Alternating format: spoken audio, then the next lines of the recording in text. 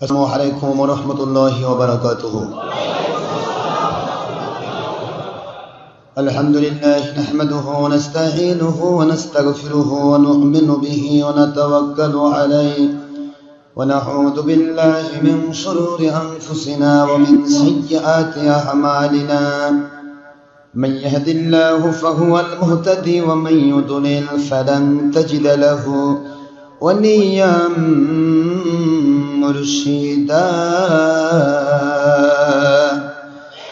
ونشهد أن لا إله إلا الله وحده لا شريك له ونشهد أن سيدنا وسندنا وحبيبنا ومولانا محمدا عبده ورسوله الذي أرسله بالحق شاهدا ومبشرا ونذيرا وداعيا إلى الله بإذنه وسراجا منيرا. فقد قال الله تعالى في كلامه المجيد وفرقانه الحميد: أعوذ بالله من الشيطان الرجيم. بسم الله الرحمن الرحيم. إن الله وملائكته يصلون على النبي يا أيها الذين آمنوا صلوا عليه وسلموا تسليما. اللهم صل على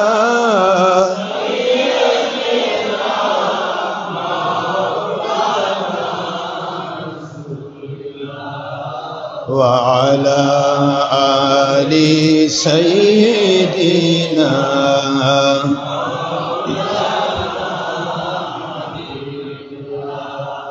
आखिरी नबी उनार उम्मत हमरा कुल मखलूकत जार तुलुना नबीजीर शाने मोहब्बतन दरूद पेश करें सकल फेरेस्ता ও স্বয়ং আল্লাহ রব্বুনা।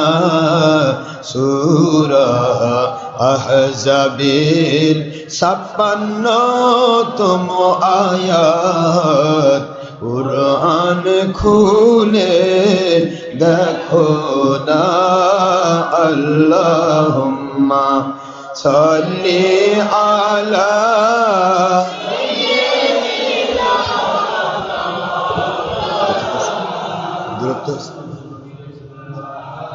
وعلى آل سيدنا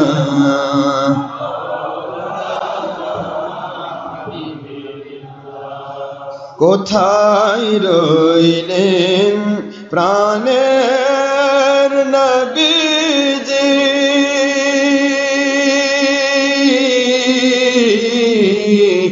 আমাদের ছাড়িয়া আপনি ব্যতীত কি লাভ হইবে এ পাপের ধারায় বাঁচিয়া।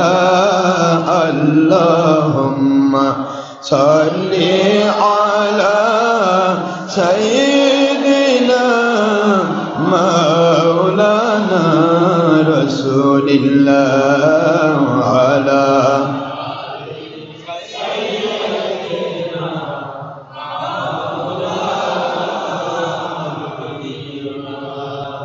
जिन যিনি দেখেছেন দুনয়নে রূপ মুবারক আপনার এ ভুবনে, যিনি দেখেছেন দুনয়নে রূপ মুবারক আপনার এ জীবনে, সাফল্য তাঁর ত্রিভুবনে, সাফল্য তাঁর ত্রিভুবনে। বারবার স্বপ্নে দেখা দিবেন ইয়া রাসূলুল্লাহ, আল্লাহুম্মা সাল্লি আলা সাইয়্যিদিনা মাওলানা রাসূলিল্লাহ আলা আলি সাইয়্যিদিনা।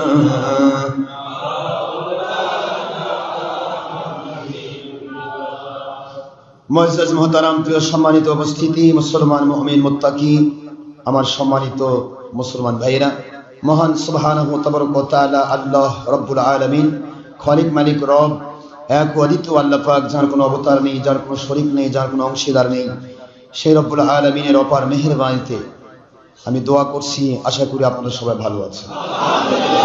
মহান আল্লাহ পাকের কাছে আমরা সকলেই এই দোয়া করব, আমাদের সাথে যারা আল্লাহর সন্তুষ্টির জন্য এই বাতিল 72 ফেরকার সরাসরির মধ্যে চতুর্মুখী ধর্মের লেবেলধারী বেঈমানদের উৎপাতের মধ্যে যে আল্লাহ আমাদেরকে তারই সন্তুষ্টিপূর্ণ, তারই নবীজির প্রেমে সত্যিকারের ইসলামের অনুসন্ধিৎসু ভূমিকা রাখবার তৌফিক দিয়েছেন, খুঁজবার মতো একটা মানসিকতা দান করেছেন।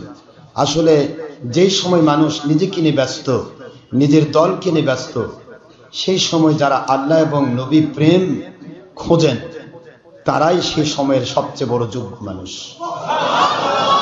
মহান আল্লাহ দয়া করেছেন, ইহসান করেছেন বলেই আপনারা বিভিন্ন স্থান থেকে অসংখ্য অগণিত জায়গা ভেদ করে, মসজিদ ভেদ করে, অর্থ ব্যয় করে, সময় ব্যয় করে, ত্যাগ তিতিক্ষা পরাকাষ্ঠা দেখিয়ে, শ্রম দিয়ে আপনারা ছুটে এসেছেন আল্লাহ এবং তার নবী প্রেমের সঠিক সন্ধান পাওয়ার জন্য। আর এটাই আপনাদের জন্য, আমাদের জন্য আল্লাহর কাছে নাজাতের ওসিলা হবে ইনশাআল্লাহ। মহান আল্লাহ আমাদের সবাইকে দলের স্বার্থে নয়, ব্যক্তি স্বার্থে নয়, দুনিয়ার স্বার্থে নয়, একমাত্র কেবলমাত্র শুধুমাত্র আল্লাহ এবং তার নবীর মহব্বতে সত্যিকারের ইসলাম মানার ক্ষেত্রে আমাদেরকে কবুল করে নিন সবাই আমিন।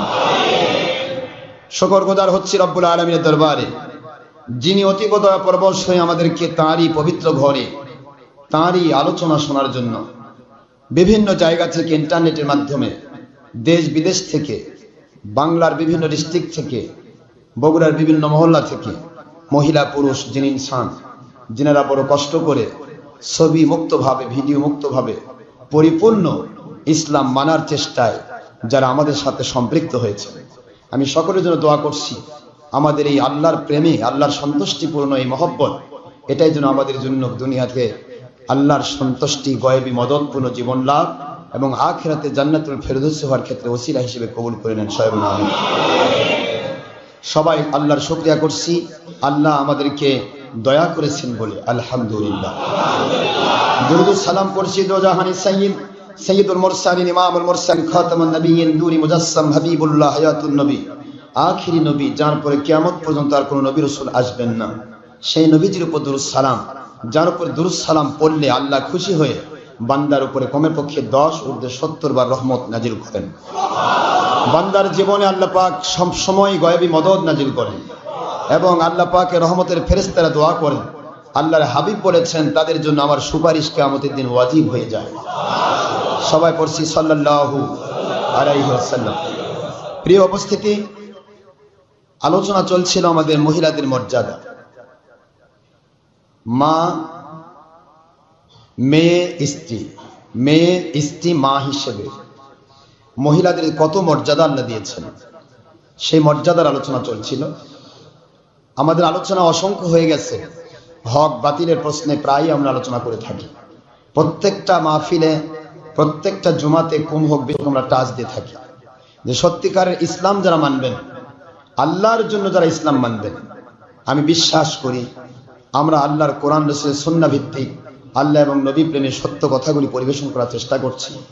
তাদের কাছে আমাদের কথাগুলি মধুর মতো মিষ্টি লাগবে। আর আমাদের কথায় যিনি রাগ করবেন, মেজাজ খারাপ করবেন, বোঝা যাবে তিনি আল্লাহর জন্য ইসলাম মানেন না, তিনি তার দলের স্বার্থে দুনিয়া কামাইয়ের জন্য ইসলামের লেভেল ধরেছেন। তো ইসলামের লেভেল যে ধরেছে দলের স্বার্থে, তাকে আমি কোনো ক্রমে সন্তুষ্ট করতে পারবো। আমি তাকে সন্তুষ্ট করতে পারবো যিনি আল্লাহ এবং নবী প্রেমে ইসলাম মানতে চান। কারণ আল্লাহ এবং নবী প্রেমে যে ইসলাম, এটাই হচ্ছে নাজাতের ইসলাম। আর দুনিয়ার স্বার্থে এবং দলের স্বার্থে যে ইসলাম, এটা রিয়া, মানুষ দেখানো। আর মানুষ দেখানো যেটাই সেটা শিরক। আর শিরকুল যুলমুন আযীম, শিরক হচ্ছে সবচাইতে বড় আল্লাহর উপরে জুলুম। আমরা রিয়ার জন্য কি করব? পর মানুষকে দেখানোর জন্য করব। কার জন্য করব? আল্লাহর জন্য। নামাজ পড়বো আল্লাহর জন্য, রোজা রাখবো আল্লাহর জন্য, হজ করবো আল্লাহর জন্য, যাকাত দেবো আল্লাহর জন্য, ওয়াজ শুনবো আল্লাহর জন্য, ওয়াজ করবো আল্লাহর জন্য। ঠিক না ব্যাঠি? হারাম কাজ ছেড়ে দেব আল্লাহর জন্য। এই সব কিছু যদি আল্লাহর জন্য হয়, আল্লাহ বলেন এক একটা ছোট্ট ছোট্ট আমলও আমি আল্লাহ পাহাড় পরিমাণ আমল হিসেবে করব। পাহাড় পাহাড় আমল আল্লাহ দেবে। আল্লাহর কাছে অভাব নেই, আছে? আল্লাহুস সামাদ, আল্লাহ সম্পূর্ণরূপে অমুখাপেক্ষী, বেনিয়াস।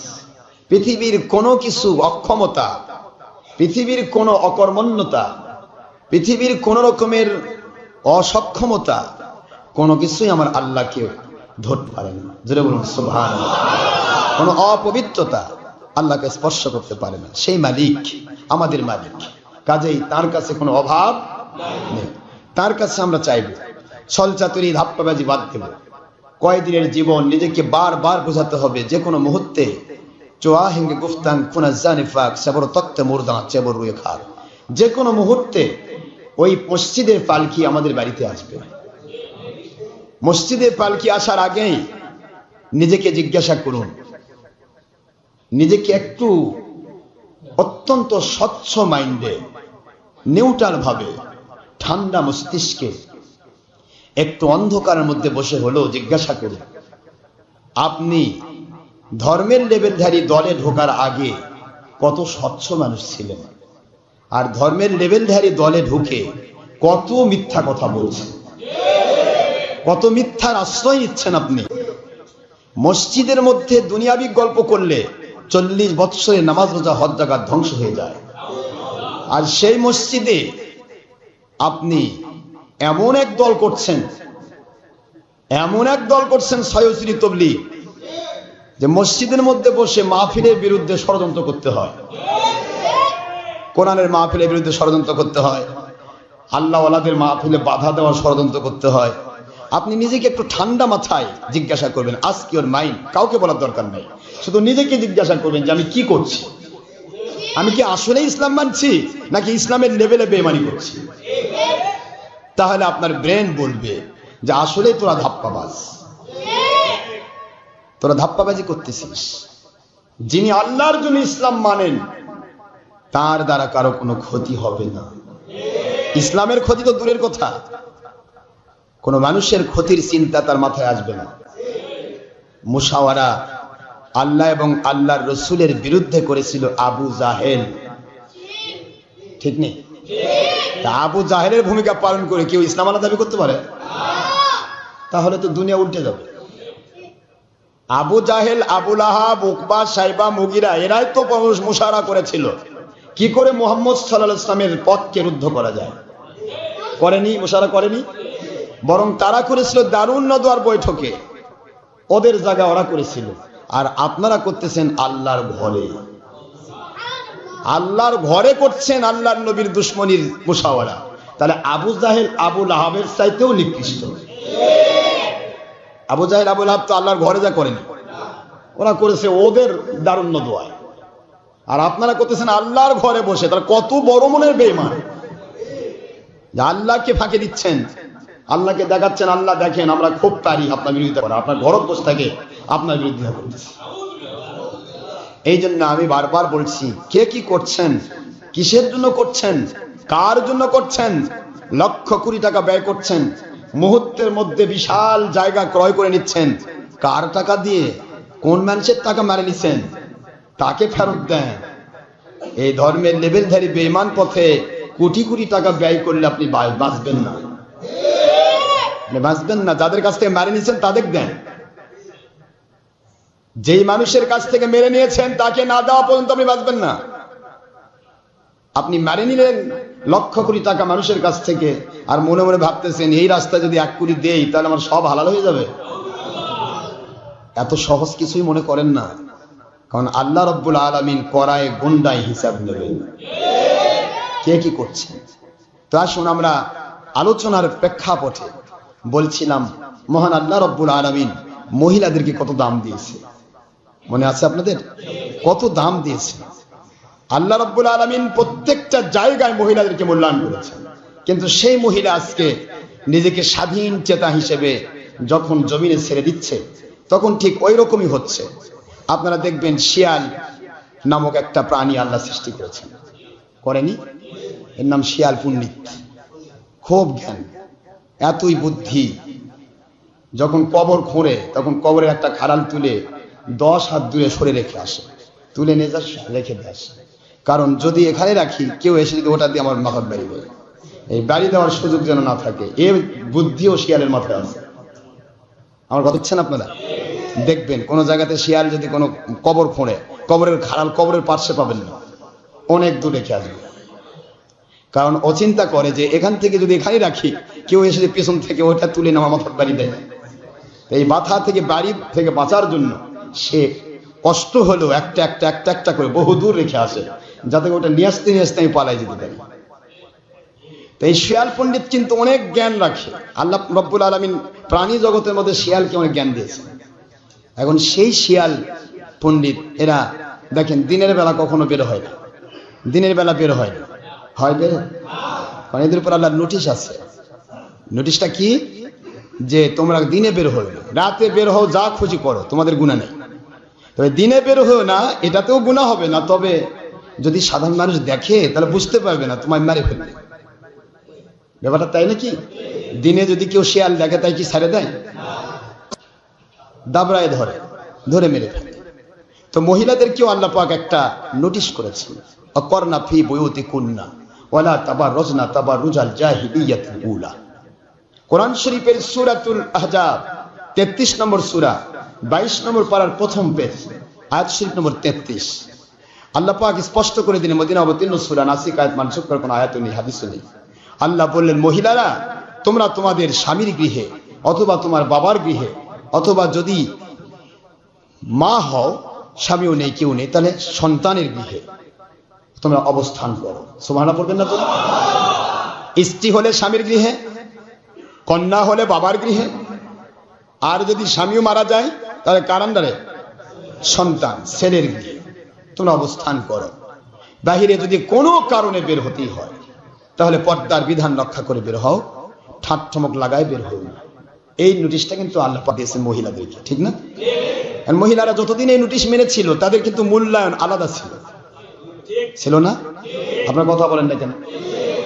বলবেন যে হুজুর এখন কি মূল্যায়ন নাই? আছে, এখনো মূল্যায়ন আছে, এখন মূল্যায়ন আছে। ইচ্ছা মতো অ্যাসিড মারে, ইচ্ছা মতো ধর্ষণ করে, যা ইচ্ছা তাই করছে, টিটকারি, ইফটিজিং, কত আইন হচ্ছে, কিন্তু সে আইন কি কোনো কাজ হয়? কাজ হচ্ছে না। শুধুমাত্র একটি জিনিসই মনে রাখতে হবে, আজকে আপনি যেখানেই যান, রাস্তাঘাটে চলা ফেরায়, গোদারা ঘাট থেকে শুরু করে যত রকমের ফেরি বলেন, লঞ্চ বলেন, বাস বলেন, তারপরে ট্রেন বলেন, যে জায়গায় যান, মহিলা পুরুষের যেন একটা টাচিং জেনা চলছে। এই কথাটা কি আমি মিথ্যা বলছি?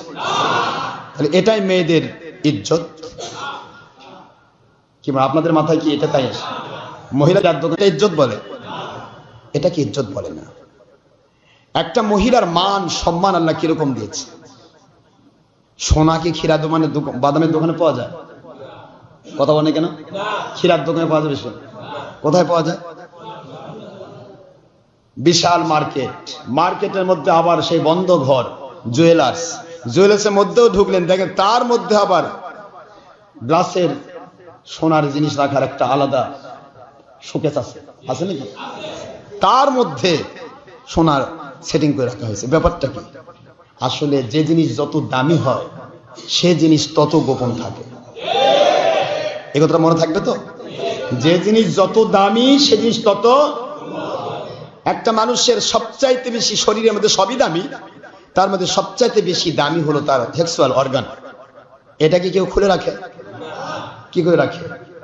দুনিয়ার সব যদি খুলে রাখে তবুও অর্গানটা তো ঢাকে রাখে। কেন? এটা দামি জিনিস। মহান আল্লাহ তাকে এটার মাধ্যমে, পুরুষ হোক আর মহিলা হোক, এটার মাধ্যমে তাকে দামি বানিয়েছে। সুবহানাল্লাহ বলবেন না জোরে? তাহলে সেই দামিকে ঢেকে রাখা হয়। আল্লাহ রাব্বুল আলামিন বলেন, মুসলিম মহিলা তোমাদেরকে আমি আল্লাহ এত দামি বানাইলাম, মাথার তালু থেকে পায়ের তলা পর্যন্ত পুরা জীবনটা আমি আল্লাহ তোমাদের জন্য দামি বানায়া দিলাম। পুরা শরীরটা আল্লাহ দামি বানিয়ে দিয়েছে। এই জন্য আল্লাহ বললেন, ওয়াকারনা ফি বুয়ুতিকুন্না ওয়ালা তাবাররাজনা তাবাররুজাল জাহিলিয়াতিল উলা।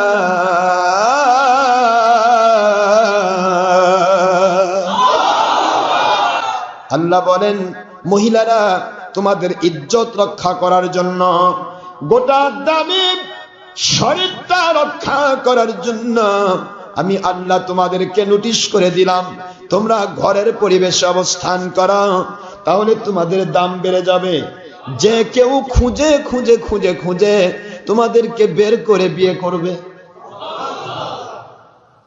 আপনারা আমাদের মা দাদি তাদের দিকে তাকান, সেই সময় কিন্তু পণ দিয়ে বিয়ে করা লাগতো।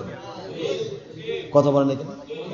পণ দিয়েছে, তবুও সেখানে বার্গেনিং এত হবে না। 1000 টাকায় হবে না, 2000 লাগবে। আর তখনকার 1000 মানে এখনকার 5 লাখ। কথা কি বুঝে আসে আপনাদের? আর এখন 5 লাখ টাকার ডিমান্ড নেই, যৌতুক নামের কৌতুক। এটা তো আমরা করি, অনেকে করেন নাকি আপনারা? আমাদের যুবকরা করেন না? আমার মুরিদ যদি দাবি করে কোন আল্লাহ বান্দা, সে কোনোদিন যৌতুক নিয়ে বিয়ে করতে পারবে না। ঠিক আছে তো? যদি যুবক তুমি আমার মুরিদ দাবি করো, যৌতুকের পয়সা পায়খানা চাইতেও হারাম। পায়খানা খাওয়া যায়? মল খাওয়া যাবে? এটা যেরকম অপবিত্র, শুয়োরের মাংস যেরকম অপবিত্র, তারপরে আপনার কুকুরের মাংস অপবিত্র, এর চাইতেও অপবিত্র হলো পরের কাছ থেকে যৌতুকের আশা করা। কারণ আপনাকে যে দামি জিনিস দিচ্ছে, এইটা তার মা বাবার কলিজার টুকরা। এর চাইতে দামি জিনিস আর কিছু নেই, কিন্তু আপনার কাছে এটা ধরা পড়বে না, কারণ আপনার কাছে বিচিত্র রকমারি ডিজাইনের মহিলা দেখে দেখে আপনার মন প্রাণ মানে পরিপূর্ণ কি হয়ে গেছে? ঝাউলি মার্কা কয় না বাংলাদেশ ভাষায়, ঝাউলি মার্কা। এই ঝাউলি মার্কা হয়ে গেছে। আপনার চোখে ওটার ইন্টারেস্ট আসবে না, ওই ইন্টারেস্ট আসবে সেই পুরুষের চোখে যে পুরুষ পর নারীর দিকে তাকায় না। সেই পুরুষও ইন্টারেস্ট বুঝবে যে মহিলা কত দামি। একটা মহিলা, আল্লাহ পাক মহিলা মানেই যে মহলে অবস্থান করে। যারা বলুন সুবহানাল্লাহ। মহিলা শব্দ দিয়েই মসজিদ, মহিলার ম দিয়েই মাদ্রাসা, মহিলার ম দিয়েই মুহাম্মদ, মহিলার ম দিয়েই মক্কা, মহিলার ম দিয়েই মদিনা। সুবহানাল্লাহ বলুন। মহিলা শব্দ, এটাকে যদি আপনি ভালো করে দেখেন, আপনার অন্তরে দৃষ্টিতে দেখেন, তাহলে কোন স্ত্রীর প্রতি তার স্বামী নির্যাতন করতে পারবে না, কোনদিনও না। স্বামী তার স্ত্রীর উপর নির্যাতন করতে পারবে না, স্ত্রীরাও তারা স্বামীকে নির্যাতন করতে পারবে না, যদি স্বামীর মর্যাদা বোঝে। ঠিক না বেটা? আমি ধীর স্থির ভাবে আগাবো। কার প্রতি কি অধিকার, আজকে আমার আল্লাহ কি অধিকার দিচ্ছেন, আগে আল্লাহ থেকে দেখি।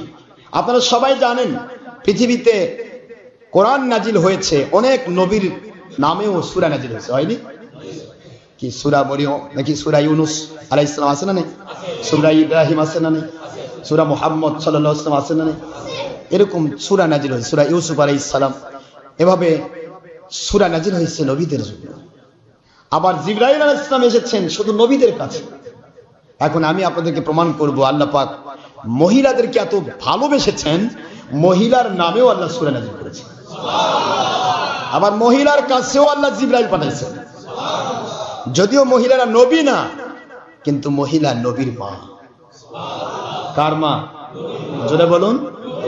নবীর মা, নবীদের মা, নবীদের স্ত্রী।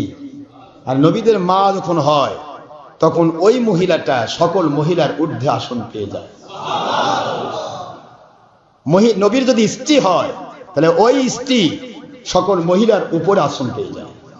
আল্লাহ বলেছে ইয়া নিসা আন-নবী লাস্তুন্না কা আহাদিম মিনান নিসা।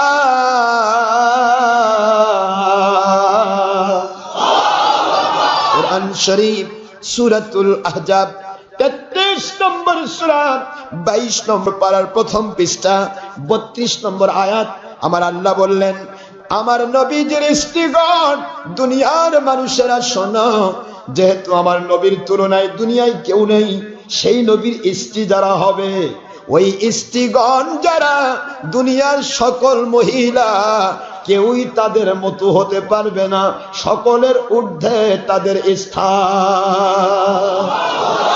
হে আমার নবীর স্ত্রীগণ, হে আমার নবীজির স্ত্রীগণ, লাস্তুন্না কখনোই নন আপনারা, কা আহাদিম মিনান নিসা, জমিনের অন্য কোন মহিলার মতো আপনারা কখনো নন। জোরে বলুন সুবহানাল্লাহ।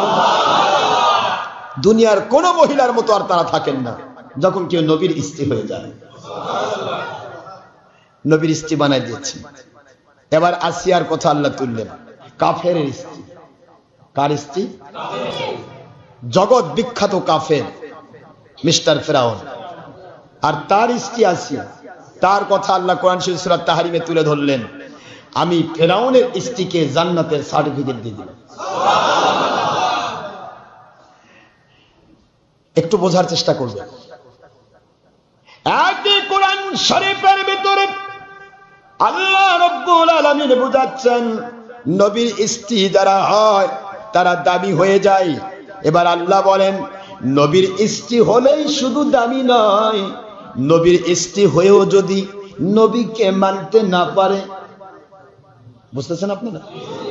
নবীর স্ত্রী হয়েও যদি নবীকে মানতে না পারে, আল্লাহ বলেন আমি আল্লাহ ওদেরকে জমিনের মধ্যে নিকৃষ্ট বানায় দে।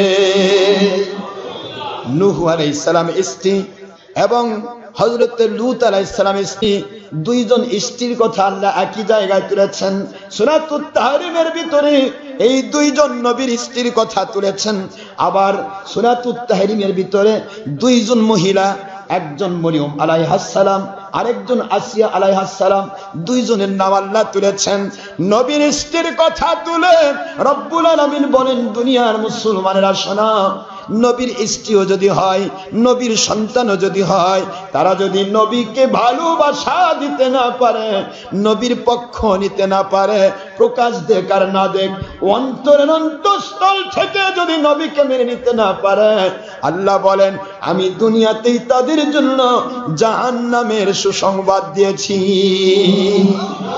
নাউজুবিল্লাহ জোরে বলেন। বোঝার চেষ্টা করবে। মান্য করার না মান্য করার মধ্যে পার্থক্য, মানার না মানার মধ্যে পার্থক্য, এইটুকু বুঝ। এখন যেমন সব হবে, নবীর স্ত্রী তারা নবীকে মেনে নেয় নাই মনে মনে, কথা বোঝেননি? উপরে কিন্তু ঠিকই দেখাইছে। এখন যেমন উপরে অনেকে ইসলাম দেখায়, আমি তবলিগ করি ভাই, ইসলাম ছাড়া কিচ্ছু বুঝি না, আবার 22 নম্বরই সব করতেছে।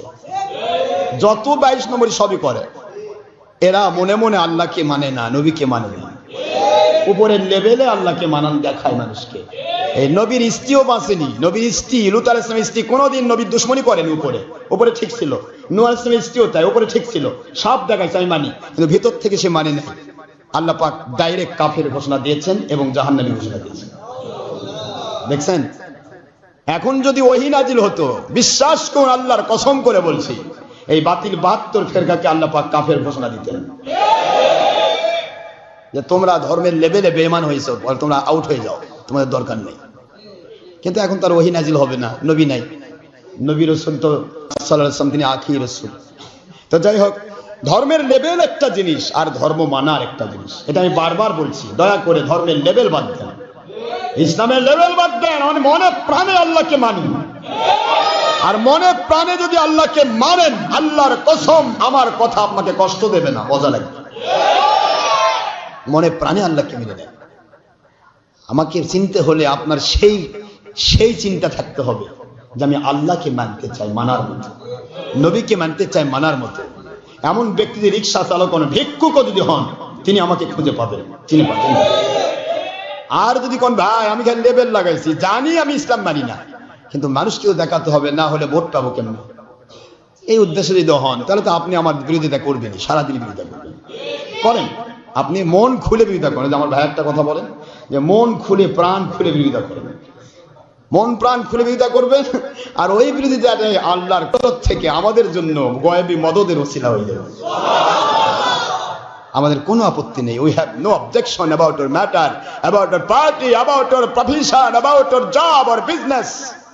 আপনার কোনো বিষয় নিয়ে আমাদের কোনো অবজেকশন নয়। অবজেকশন হলো আল্লাহ কি মানতে চান, মানার মতো মানার চিন্তা করুন, তাহলে আমাদের কথা ভালো লাগবে। আর আল্লাহর নবীকে মানতে চান, মানার মতো মানার চিন্তা করুন, তাহলে আমাদের কথা ভালো লাগবে।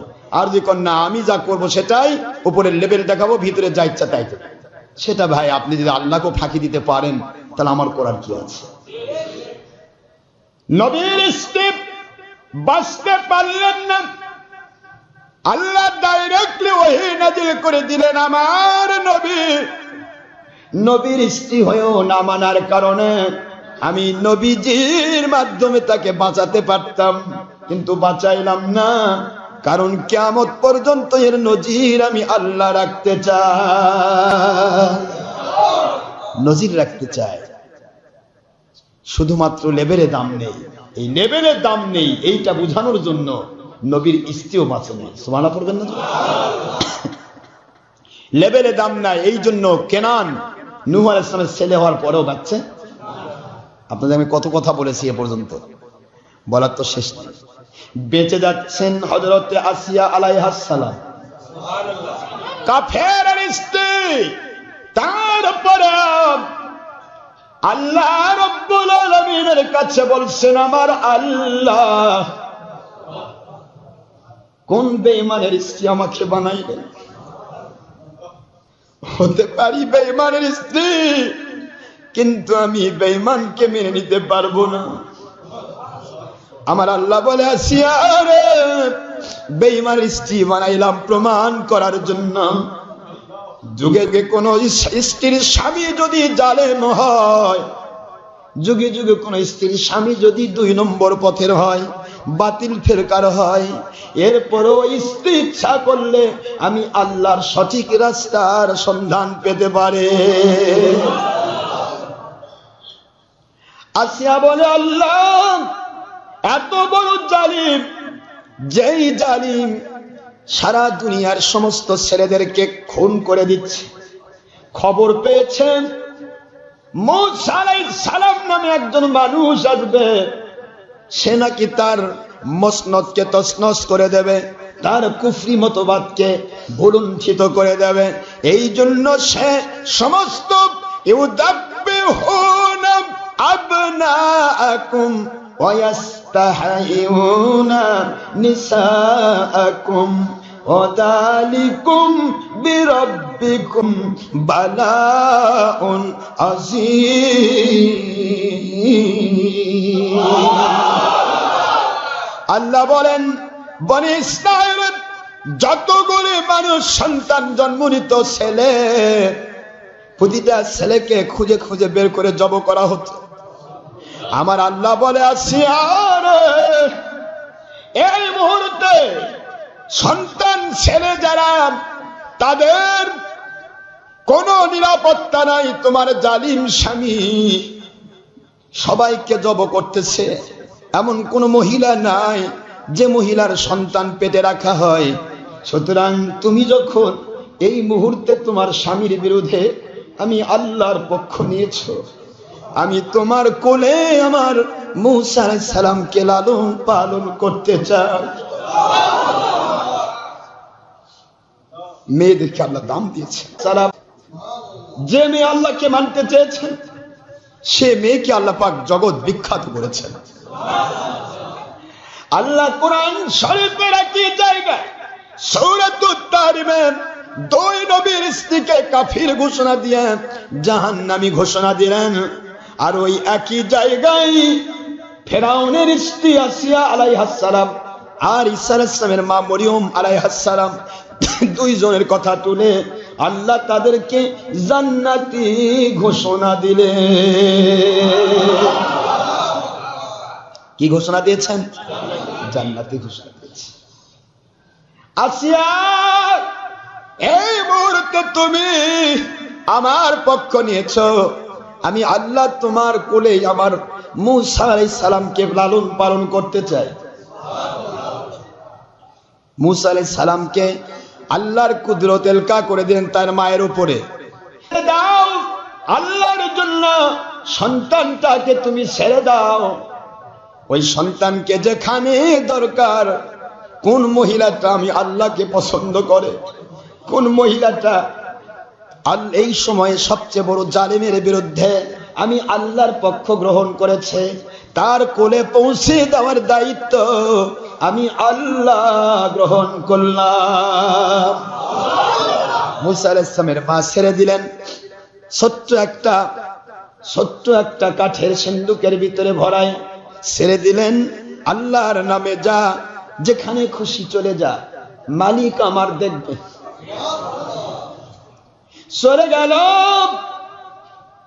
স্রোতের বিপরীত দিকে, যেই দিকে ভাটি সেদিকে যায়, সবকিছু সেদিকে দৌড়ায়, কিন্তু সিন্দুকটা যায় স্রোতের বিপরীত দিকে।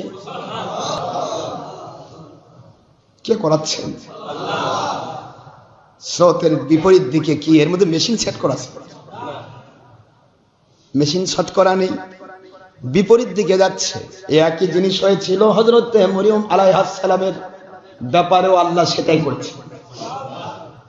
মরিয়ম আলাইহিস সালাম ওনার আম্মা ওয়াইদ ক্বালাত ইমরাআতু ইমরানা রব্বি ইন্নী নাযারতু লাকা, সুবহানাল্লাহ বলেন, মা ফি বাতনি মুহাররাম ফাতাকাব্বাল মিন্নি ইন্নাকা আনতাস সামিউল আলিম। কোরআন শরীফের সূরাতুল আলে ইমরান 3 নম্বর সূরা, 3 নম্বর পারা, মদিনায় অবতীর্ণ সূরা, 35 নম্বর আয়াত শরীফ। রব্বুল আলামিন বলেন, ওয়াইদ ক্বালাত, যখন বলল আলী ইমরাতু ইমরানা, ইমরান আলাইহিস সালামের স্ত্রী, ইমরানের স্ত্রী হযরত হান্না বিনতে ফাখুর, তিনি যখন বলতে লাগলেন, রব্বি, আয় আমার আল্লাহ, ইন্নী নাযারতু লাকা, আমি আপনার কাছে কুরবানি দিয়ে দিলাম, আপনার কাছে দান করে দিলাম, আপনার কাছে দিয়ে দিলাম, মা ফি বাতনি, আমার পেটের ভিতরে যা আছে। সুবহানাল্লাহ। দীর্ঘ বৎসর সন্তান হয় না, অনেক বৎসর পর সন্তান যখন আল্লাহর কাছে চাইলেন, আমার আল্লাহর কাছে চাওয়ার পরে আল্লাহ দয়া করে যখন সন্তান দান করলেন পেটের ভিতরে, মহিলা পেটে থাকতেই বলে, আল্লাহ আমার পেটের ভিতরে কি আছে আমি জানি না, মা ফি বাতনি, যা আছে আমার পেটের ভিতরে মুহাররান, তা আপনি পবিত্র করে দেন, আর এই পবিত্র জিনিসটি আপনার নামে আমি উৎসর্গ করে দিলাম।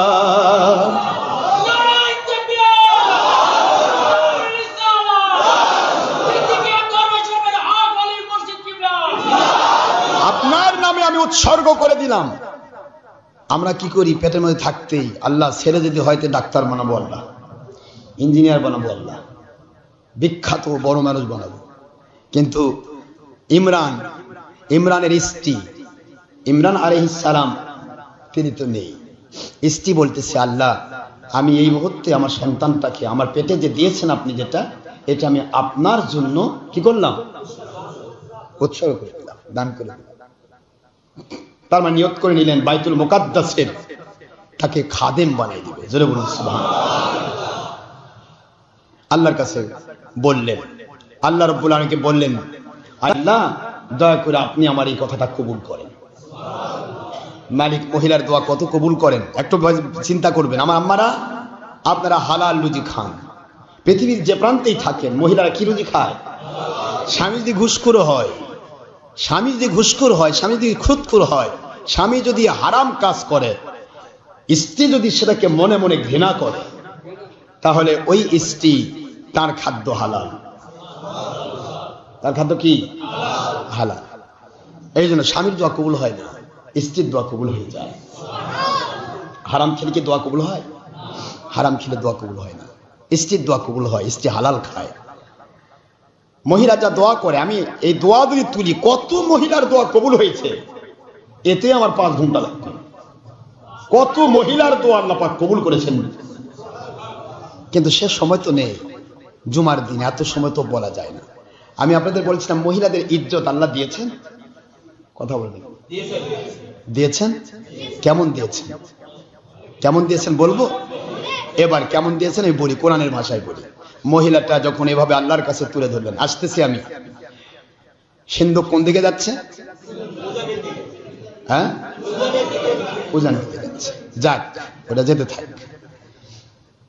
তো এখানে হযরতে মরিয়মের আম্মা ইমরান আলাইহিস সালামের স্ত্রী, তিনি যখন আল্লাহর কাছে তুলে ধরলেন, সন্তান যখন আসলো, ফালাম্মা ওয়াদাআত, যখন সন্তান তিনি জন্ম দিলেন, ক্বালাত ইন্নী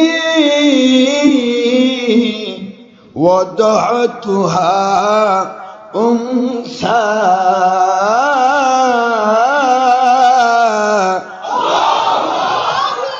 36 নম্বর আয়াত শুরু হলো সূরা আলী ইমরান। আল্লাহ বলছেন, আল্লাহ পাক ঘোষণা তুলে ধরেছেন। মহিলা বলতেছে, আল্লাহ আপনার নামে তো উৎসর্গ করে দিলাম, কিন্তু এটা তো মহিলা। কি মেয়ের সন্তান দিলেন, আল্লাহ চাইলাম পেটের ভিতরে যা আছে তা আপনার নামে উৎসর্গ করে দিলাম। আপনার বাইতুল মুকাদ্দাসের খেদমত করবে, আপনার বনি ইসরায়েলের খেদমত করবে, এই চিন্তায় উৎসর্গ করে দিলাম। কিন্তু এই মুহূর্তে দেখতেছি ওয়াদাতুহা, আমি তো জন্ম দিলাম উনসা, একটা কন্যা সন্তান। রব্বুল আলামিন বলেন, ওয়াল্লাহু ইয়ালামু বিমা ওয়াদাআত। এ মহিলা, তুমি কি জন্ম দিয়েছ তা তুমি জানার আগেই তোমার আল্লাহ ভালো জানে। মেয়ে বলেই তুমি চিন্তা করো না, এটা আমাদের শিক্ষা দেওয়ার জন্য বলা হচ্ছে। কথা বোঝেননি? অনেক মানুষ মেয়ের সন্তানের মুখ কালো হয়ে যায়, এটা জাহেলিয়াতে চোরদের মতো হবে। মেয়ের সন্তানের মুখ কালো হবে কেন? মেয়ে হলো সবচেয়ে বড় সম্পদ। আমার নবী বলেছেন, পৃথিবীর সকল সম্পদের চাইতে বড় সম্পদ হলো মেয়ে। কারণ মেয়েরা নবী জন্ম দিয়েছে। সুবহানাল্লাহ পড়বেন না জোরে? মেয়েদের মধ্য দিয়ে এসেছে আল্লাহর ওলি। মেয়ের চাইতে দামি কিছু নেই। আল্লাহ বোঝাচ্ছেন, হে হান্না বিনতে ফাকুর, ইমরানের স্ত্রী, আপনি তো কি সন্তান জন্ম দিয়েছেন তা তো আমি আল্লাহ ভালো জানি। ইন্নী সাম্মাইতুহা মারিয়াম, ওই সন্তানের নাম তোমাকে রাখতে হবে না। আমি এমন এক সন্তান দিলাম তোমাকে, যে সন্তানের নামকরণ আমি আল্লাহ করে দিলাম। আগের অংশ, ওয়ালাইসা যাকারু কাল উনসা,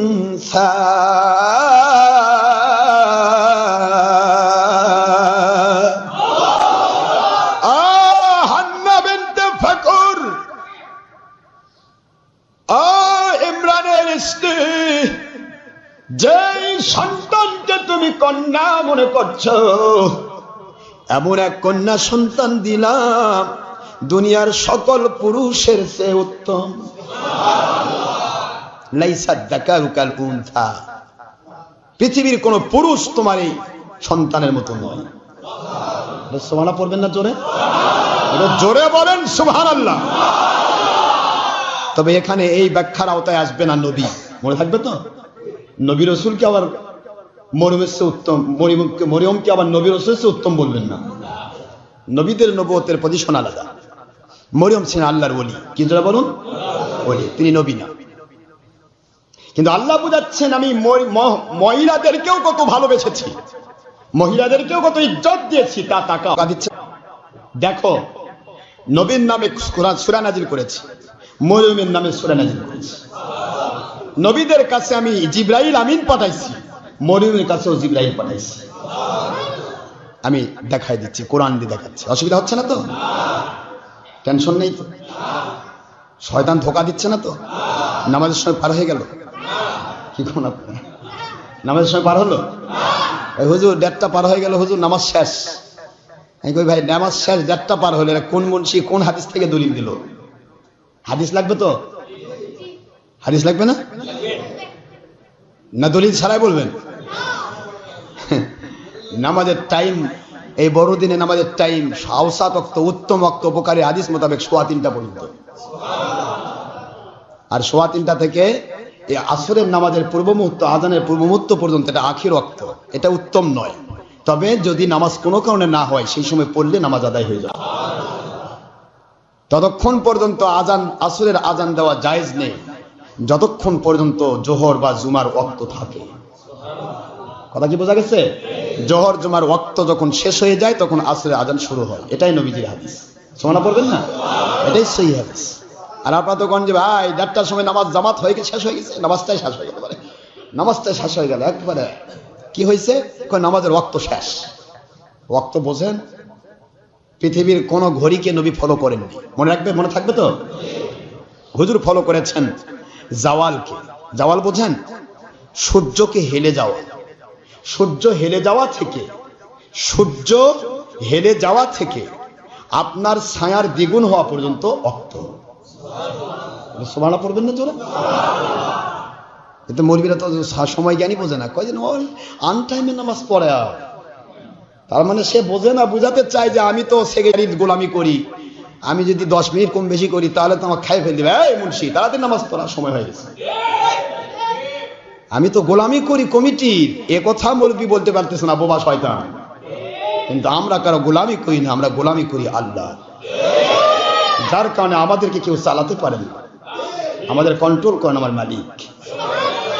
ওই যে বসে আছেন দেখেন, কোটি কোটি টাকা দিয়ে মসজিদ বানাইছে, প্রতি মাসে কোটি কোটি লাখ লাখ টাকা ব্যয় করতেছেন। একটা কথা বলার হিম্মত আছে? বলুক না যে হুজুর তাড়াতাড়ি নামাজ শুরু করেন। পারবেন বলতে? পারবেন না। কিন্তু সুদখোর, ঘুষখোর, জানাকার, ব্যভিচারকার, চোর, ডাকাত, সেক্রেটারি, সভাপতি, সে আপনার মতো 22 নম্বর মুন্সিকে চালাচ্ছে, দেয় মসজিদে 50 পয়সা, নেয় 5 টাকা পকেট তুলে। সেই যে মানুষই আপনার ঠেকাচ্ছে, হুজুর তাড়াতাড়ি শুরু করেন, নামাজ সময় হয়ে গেছে। কারণ আপনি মুন্সিও 2 নম্বর, আল্লাহও 2 নম্বর, 2 2 4, 2 2 4। সোরে সোরে মাস্তুতো ভাই, চলো ভাই সব সুবিধা ধর্মের লেভেল লাগায় ভাগ করে খাই, আর নাচতে নাচতে একসাথে জাহান্নামে চলে যাই। আপনি 1 নম্বর হন, আল্লাহর কসম পৃথিবীর কোন সরকার প্রধানও আপনার উপরে চোখ তাকিয়ে তাকাতে পারবে না। চোখ তুলে তাকালে ওর চোখ খুলে নিবে। আপনি নিজেই 2 নম্বর, 2 নম্বরকে তো 2 নম্বরই চালাবে। কথা ঠিক না ঠিক জোরে বলেন? মন খারাপ হচ্ছে আপনাদের? মনে কষ্ট লাগতেছে? ইসলাম মানতে হবে। আল্লাহ বুঝান, পৃথিবীর কোন মানুষ যদি আমাকে মেনে নেয়, তার অনুসারীদেরকে মানানোর দায়িত্ব আমি আল্লাহর হয়ে যায়।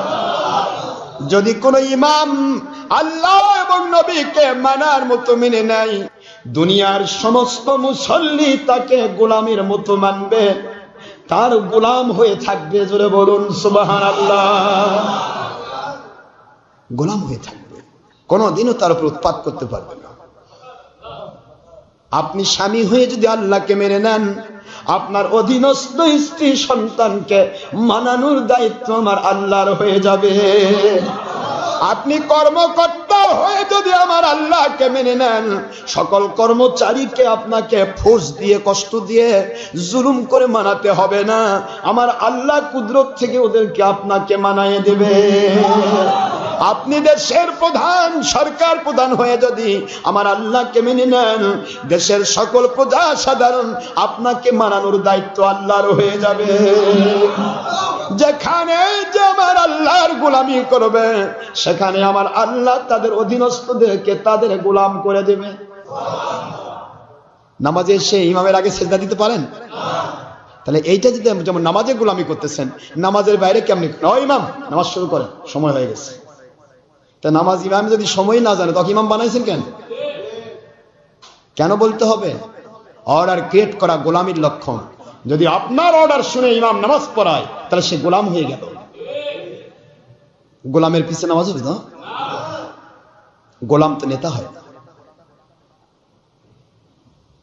ভাই যারা, আমি বলতে চাই না, শুধু এইটুকু বলবো, শুধু আমাদের বিরুদ্ধাচরণ করছেন, সত্যের বিরুদ্ধাচরণ করছেন ধর্মের লেভেলধারী মুন্সিরা। আপনারা সবাই বুঝেন, আমরা ছবি ভিডিওর মধ্যে লুকোচুরি খেলি। ডক্টর আশরাফ ছবি ভিডিওর বিরোধী। আমরা মহিলার সাথে বেপরদা হয়ে বাকবাকুম করি। ডক্টর আশরাফ সিদ্দিকীর কাছে কোনো মহিলা যেতে পারে না। আমরা মিলাদ কিয়ামের দুশ্মনী করি, ডক্টর আশরাফ মিলাদ কিয়াম করে। আমরা নবীকে মাটির মানুষ বলে বেঈমান হই, আমাদের মহব্বতী মানুষকে বেঈমান বানায়। ডক্টর আশরাফ নবীজিকে সাহাবায়ে কেরাম আল্লাহর কোরআন এবং নবীজির ভাষায় নূর বলে। এমন কোন দিক নাই, বিভাগ নাই তোমরা আমাদেরকে বাতিল প্রমাণ করতে পারবে। এইটা যখন পাচ্ছ না, তোমাদের আমলের সাথে যখন আমাদের মিল হচ্ছে না, তখন মানুষকে ফাঁকি দিয়া বিবেকের দংশন হওয়ার পরে বিবেককে ঠাসি দিয়া বলতেছ আমি আমার দল বানাতে হবে, আমার চাকরি বাঁচাতে হবে, আমার জীবন চালাতে হবে, অত মানা যাবে না। এই চিন্তা করে তোমরা আমার দুশ্মনী করছ। দেখা হবে কিয়ামতের দিন, তোমার চাকরি দল বড় ছিল না আমার আল্লাহ বড় ছিল।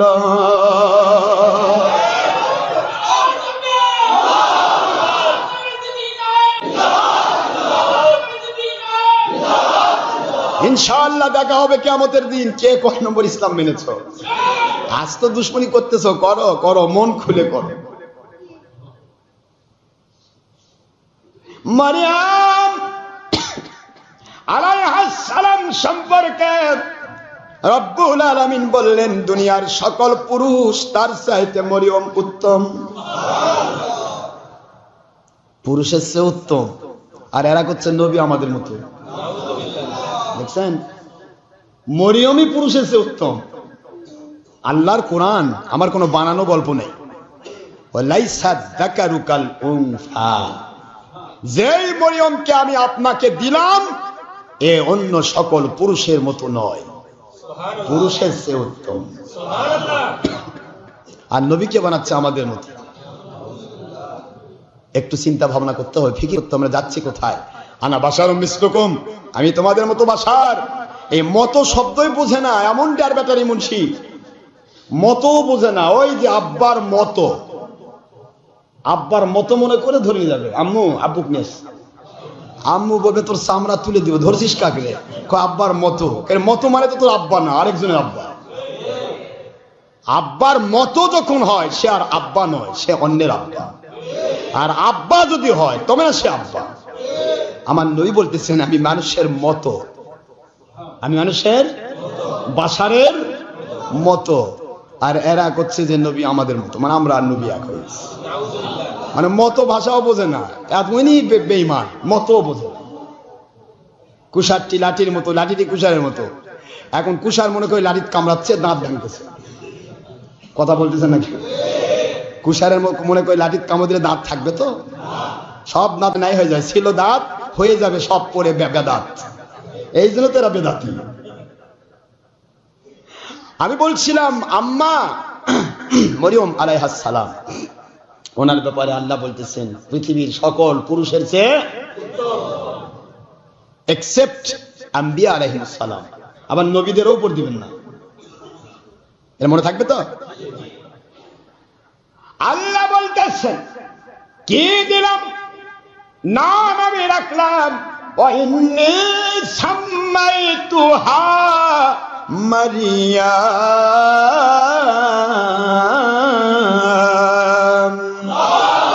আমি নিজেই নামকরণ করলাম মরিয়ম আলাইহাস সালাম। জোরে বলুন সুবহানাল্লাহ। ওয়া ইন্নী উঈদুহা বিকা, সুবহানাল্লাহ। আমি তাকে বাঁচাইলাম, রক্ষা করলাম, সুবহানাল্লাহ। ওয়া যুররিয়াতাহা মিনাশ শাইতানির রাজীম।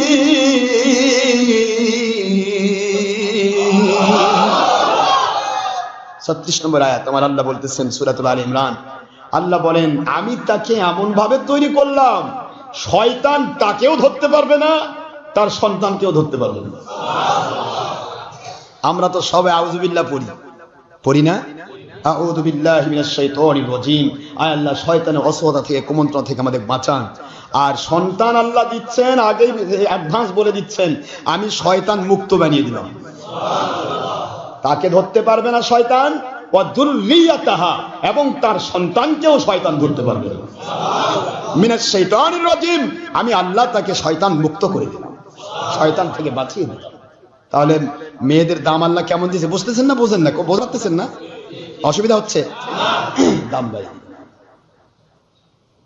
এখন এই যে আল্লাহ দাম বাড়িয়ে দিলেন, এগুলো পড়লে তো অনেক সময় লাগে। আসলে ঘটনা বলা তো আমার উদ্দেশ্য না। আমার উদ্দেশ্য এখান থেকে এই কথাটা বোঝানো যে মহিলারা তারাও এত দামি হতে পারে যতদূর পুরুষ উঠতে পারে না। পারে না? জোরে বলেন পারে কি না? পারে। তাহলে মরিয়ম আলাইহিস সালামের সন্তানকেও আল্লাহ শয়তান মুক্ত করে দিলেন, মরিয়মকেও শয়তান মুক্ত করে দিলেন। আবার আল্লাহ পাক গর্ভে থাকা অবস্থায় পৃথিবীতে আসার সাথে সাথে নামকরণ করলেন মরিয়ম। আল্লাহ নিজে নামকরণ করতেছেন, কি মজার কথা না? আমার আখির রাসূলের নামকরণ কে করেছেন? আল্লাহ নিজে করেছেন। নবীজির নাম আল্লাহ নিজে করেছেন, মরিয়মের নাম আল্লাহ নিজে করেছেন। আল্লাহ বোঝাচ্ছেন আমি মরিয়মকে দিয়ে সারা পৃথিবীর মহিলাদেরকে বোঝাতে চাই তোমরাও দামি হতে পারো যদি তোমরা আমি আল্লাহ এবং আমার নবীর মতপথকে মেনাও। মহিলাদের দাম আল্লাহ বাড়িয়ে দিবেন, এত বাড়িয়ে দিবেন নবী রাসূল না হোক, কিন্তু নবী রাসূলের সাথে তারা জান্নাতে থাকবে।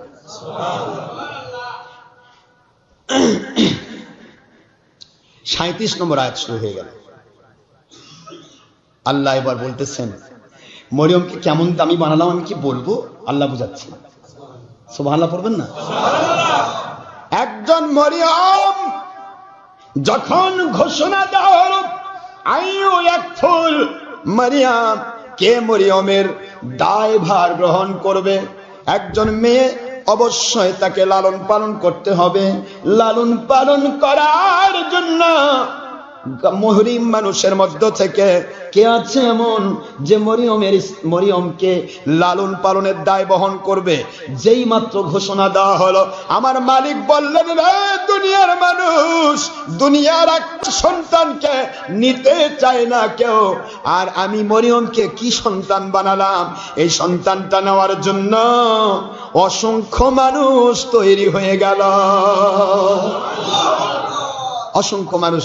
কে নিবে? আমি নিব, সবাই পাগল হয়ে গেল। আল্লাহর কাছে বললেন ইমরানের স্ত্রী হান্না বিনতে ফাখর, আয় আমার আল্লাহ, এ তো অসংখ্য মানুষ তো তার দায়ভার নেওয়ার জন্য ব্যস্ত, আল্লাহ কাক দিব আমি? সুবহানাল্লাহ বলে। এবার আমি ওই কথার ঘটনার থেকে এখানে আসলাম না। পানির কোন দিকে যাচ্ছে? সিন্ধু উজান দিকে যাচ্ছে। এবার আমার আল্লাহ বলতেছেন সবাই কলম ফেলাও, তরঙ্গ বিক্ষুব্ধ নদীর উপর সবাই কলম ফেলাও। যেই কলমটি উজান দিকে যাবে তিনি হবেন মরিয়মের অভিভাবক। জোরে বলেন না আল্লাহু আকবার। সবাই কলম ফেলাচ্ছে, নিক্ষেপ করতেছে। তরঙ্গ বিক্ষুব্ধ নদীর মধ্যে, তরঙ্গ বিক্ষুব্ধ নদীর মধ্যে কি ফেলাচ্ছে বলেন? কলম নিক্ষেপ করছে, কলম নিক্ষেপ করছে, কলমগুলি সব যাচ্ছে ভাটির দিকে, যেটা নিক্ষেপ করে চলে যায়। উজান ভাটি বোঝেন তো নাকি? স্রোতের বিপরীত দিক, তো স্রোতের বিপরীত দিকে সব চলে যাচ্ছে, ভাটির দিকে চলে যাচ্ছে। হযরত জাকারিয়া আলাইহিস সালাম তিনি ফেলাইলেন কলম, লাস্টে সব কয়টা ভাটির দিকে যায়। জাকারিয়া আলাইহিস সালাম ওনার কলমটা উজান দিকে যায়। আমার আল্লাহ বলেন, আমার মরিয়মের দায়িত্ব কে নিতে পারবে? ওটা আমি ভালো জানি। আমার মরিয়ম সে যেমন পবিত্র, ওইরকম পবিত্র মানুষকে আমি দায়িত্ব নিতে চাই। নিতে তো সবাই চায়, কিন্তু সবাই তো পাবে না। কি ঠিক না ব্যাঠি? সবাই পাবে? পাবে না সবাই। আমরা গুনাহগার, খাকসার, নালায়েক, আল্লাহর এক নাসিজ অধম বান্দা। আমাদের পাওয়ার জন্য সারা বাংলা অনেক ডিস্ট্রিক্ট থেকে চাচ্ছে, অনেক ডিস্ট্রিক্ট থেকে, এমনকি ঢাকা ইউনিভার্সিটি পর্যন্ত চাচ্ছে। কিন্তু পাইলো কে? আপনারা পেয়েছেন। আমি গুনাহগার, নাচিস, কিন্তু আল্লাহকে পাওয়ার মতো রাস্তা যারা দেখায় তাদেরকে সবাই খুঁজে পায় না। তাদেরকে খুঁজে পাওয়া এটা আল্লাহ পাক দয়ার, আল্লাহর দয়া ছাড়া সম্ভব নয়, এবং চিনতে পারে। আমি তো বলছি আজকে অনেক পীর সাহেব আমাদের বিরুদ্ধাচরণ করতেছেন, কারণ আপনারা ছবি ভিডিও করছেন। আমি ছবি বিরুদ্ধে বলতেছি, আপনাদের মেজাজ খারাপ, কে আমরা তো ফেসে যাচ্ছি। আপনারা মহিলার সাথে বেপরদা হচ্ছেন, আমরা বেপরদার বিরুদ্ধে বলতেছি, আপনারা ফেসে যাচ্ছেন, যার কারণে আবার দুশ্মনী করতেছেন। আমরা গণতন্ত্র, ধর্মের নামে গণতন্ত্র, এটা সবাই জানে, ধর্ম আর গণতন্ত্র এক জিনিস নয়। আপনারা ধর্মের নামে গণতন্ত্রকে স্বীকার করে পাখা মার্কায় বাতাস খাচ্ছেন, কিন্তু আমরা তো এটার বিরুদ্ধাচরণ করছি, যার কারণে আমাদের বিরুদ্ধে যাচ্ছেন। এইভাবে করে যে বুঝাতে চায়, আপনারা কি করছেন? নবীজি পাক সাল্লাল্লাহু আলাইহি সাল্লাম তিনি কোনোদিন কিয়ামত পর্যন্ত টাইম দিলাম, একটা মানুষ বলতে পারবে না হুজুর কোন মুসলমানকে কলেমার দাওয়াত দিয়েছেন। হুজুর কলেমার দাওয়াত দিয়েছেন কাফেরকে, ইহুদিকে, নাসারাকে, হিন্দুকে, বৌদ্ধকে। এখন ইলিয়াস সাহেব চালু করলো কলেমার দাওয়াত, আপনারা বলতেছেন এটা নবী এলাকা। আমি দোষটা কি করলাম ভাই? আপনারা কেন আমার উপর মেজাজ খারাপ করছেন? আমরা কি জুলুম করে ইসলাম মানবেন? জুলুম চালু করলো ইলিয়াস, চালাচ্ছেন নবী এলাকাম। বলেন, আমাকে বুঝাই দেবেন, নবী এলাকাম হলে আমার নবী করে আসতো, নবীজি করতেন, কিয়ামত পর্যন্ত চলতেই থাকবে, আরেকজন চালু করা লাগবে। তাই এটা কি আপনি চালু করলেন ইলিয়াস? নবীজি পাক সাল্লাল্লাহু আলাইহি ওয়াসাল্লাম দায়িত্ব দিলেন কি? কোরআনের ভাষায় কু আনফুসাকুম আহলিকুম নারা, আমার আল্লাহ কোরআনের ভাষায় দায়িত্ব দিলেন তোমরা নিজেরা জাহান্নাম থেকে বাঁচো, তোমার পরিবারকে জাহান্নাম থেকে বাঁচাও, অধীনস্থ পরিবারকে জাহান্নামের আগুন থেকে বাঁচাও। এটাই কোরআন সূরা তাহরিমের 6 নম্বর আয়াত, 28 পারা। আর এই আয়াতের ভিত্তিতে আল্লাহ স্ত্রীর হক আদায় করা আপনার উপর ফরজ করলেন, সন্তানের হক আদায় করা আল্লাহ ফরজ করলেন, এই মা বাবার খেদমত করা আপনার জন্য ফরজ করলেন, হালাল রুজি কামাই করা আপনার উপর ফরজ করলেন, আপনার অধীনস্থ পাড়া প্রতিবেশীর উপরে আপনার দায়িত্ব পালন করা আল্লাহ ফরজ করলেন। সব বাদ দিয়ে মসজিদে গিয়ে, যেটা এসি মসজিদ, সেখানে এসি বাতাস দিচ্ছেন আর খালি ফু ফু করে এদিকে বাতাস খাচ্ছেন, আর সারা রাত ধরে পিছন দিকে ভটাভট বাতাস দিচ্ছেন। মসজিদের মধ্যে থাকতেন একাধারে 1 চিল্লা, 22 চিল্লা, 3 চিল্লা, আর এটাকে বলছেন নবী আলাকাম। এটা কোন নবী আপনাকে দায়িত্ব দিছে? এতগুলা ফরজ তরক করে আপনাকে মসজিদে থাকার দায়িত্ব কোন নবী দিছে? কোন নবী তো এই দায়িত্ব দিল না, তারপর আপনি করছেন নবী আলা কাজ। আর নবী আলা কাজ বলে নবীর উপর মিথ্যা কথা বলা হয়, আর নবীর উপর মিথ্যা কথা বললে সে ব্যক্তি পাকা ঈমানদার হয় না বেঈমান হয়? বুখারীর হাদিস। তাহলে এই কথাগুলি বলে দেওয়ার উদ্দেশ্য কি কারো বিরুদ্ধাচরণ করা? উদ্দেশ্য হচ্ছে তোমাকে হারাম পথ থেকে বাঁচানো, ধর্মের লেভেলধারী বেঈমানি পথ থেকে বাঁচানো। আর তোমরা আমার দুশমনি করছো। তোমাদেরকে আমি বারবার বলছি যে তোমরা যা করছো আল্লাহকে পাওয়ার জন্যই তো করছো, কিন্তু আল্লাহকে পাওয়ার জন্য যদি করে থাকো তাহলে যেখানে গেলে আল্লাহ পাওয়া যায় সেখানে যেতে হবে। আল্লাহকে পাওয়ার জন্যই করছো, আল্লাহর আদেশ মোতাবেক করতে হবে। আল্লাহর আদেশ নাই, আল্লাহ বলেন খবরদার কোন সময় তোমরা নাপাক পানির কাছে যেও না। নাপাক পানির কাছে গেলে তুমি নাপাক হবে, পাক হবে না। পাক পানির কাছে যাও পাক হওয়ার জন্য। আপনি বলছেন আমি পাক হতে চাই, তবে নাপাক পানির কাছে যেতে চাই। নাপাক পানির কাছে গিয়ে পাক হওয়া যাবে? নাপাক পানির কাছে যাওয়া যেমন পৃথিবীর বাতিল 72 ফেরকা নবীকে আমাদের মতো বলে, মাটির মানুষ বলে, মিলাদের বিরোধিতা করে, শবে বরাতের বিরোধিতা করে, তারপর ওলি আউলিয়ার বিরোধিতা করে, ইয়াজিদ বাহিনীকে ভালো বলে, আর মুআবিয়ার দুশমনী করে, সাহাবীর দুশমনী করে, ওলি আউলিয়ার দুশমনী করে, সবই ভিডিও টিভির মধ্যে লুকোচুরি খেলে, মহিলার সাথে বেপরদা হয়, হারাম কাজে মত্ত থাকে। এই ধর্মের লেবেলধারী বেঈমানদের পথে যাওয়া আর নাপাক পানির কাছে যায় পবিত্র হওয়ার চেষ্টা করা একই জিনিস। আপনাকে যেতে হবে সেখানে যে হারাম কাজ করে না, নবীর দুশমনী করে না, ওলি আউলিয়ার দুশমনী করে না, সাহাবীর দুশমনী করে না। যিনি আল্লাহ এবং নবীকে মানার মতো মানতে চান এমন জায়গায় যেতে হবে, তবে আপনি ছিলেন নাপাক হয়ে যাবেন পাক। এই কথাগুলি বলে দেওয়া কি আমার দোষ? এগুলি বলে দেওয়ার উদ্দেশ্য আপনাকে সংশোধন করা। হবেন না আপনি গিরামারে বেকা হয়ে থাকেন, কিন্তু দুশমনী করবেন না। দুশমনী করতে গেলে আপনাকে দলিল দিয়ে আগাতে হবে। ভাইজান আমার, বাড়াতে চাই না, সময় নেই। মরিয়ম আলাইহিস সালামের দায়িত্ব কে পেলেন? জোরে বলেন না কে? জাকারিয়া আলাইহিস সালাম পেলেন। তিনি একজন নবী। 80 বৎসর পর্যন্ত তার কোনো সন্তান নাই। আসুন, আমার আল্লাহ বলতেছেন, আমি মরিয়মকে এমন এক মেয়ে বানাইলাম যার কাজকর্ম দেখে জাকারিয়ার ভিতরে সন্তান পাওয়ার কি হলো, মনের মধ্যে উৎসুক জাগলো, আগ্রহ পয়দা হলো। এবার জাকারিয়া আলাইহিস সালাম আমার কাছে, আল্লাহর কাছে সন্তান চাইলেন। আমার মালিক বলেন, মরিয়ম আলাইহিস সালামের ওসিলায় আমি জাকারিয়াকে সন্তান দিলাম। দেখেন মজাটা, দেখেন। পরে আমি আসতেছি, আজকের মতো এখানে শেষ করছি। মরিয়ম আলাইহিস সালাম ওনার ওনাকে যে দায়িত্ব গ্রহণ করবে তার কলমটা কোন দিকে যাচ্ছে? উজার দিকে। আর ওইদিকে হযরতে মূসা আলাইহিস সালামের সিন্দুক যাচ্ছে উজার দিকে। আমি বলতে চাচ্ছিলাম মহিলাদের মর্যাদা আল্লাহ কিরকম দিয়েছেন, এই কথা বললেই সব পাবেন। ধীর স্থির ভাবে আমরা আগাই। মহান আল্লাহ আমাদের সবাইকে বোঝার তৌফিক দিন। আল্লাহর সন্তুষ্টির জন্য যেন সত্যিকারের ইসলামটা আমরা মেনে নিতে পারি। সবাই বলেন আমিন। ওমা আলাইনা ইল্লাল বালাগ ওয়া আখিরু দাওয়ানা আলহামদুলিল্লাহি রাব্বিল আলামিন। যারা সুন্নাত নামাজ আদায় করেন নাই, অনুগ্রহপূর্বক ক্বাবলাল জুমআ 4 রাকাত সুন্নতে মুআক্কাদা আদায় করুন। সময় 5 মিনিট। আসসালামু আলাইকুম ওয়া রাহমাতুল্লাহি ওয়া বারাকাতুহু।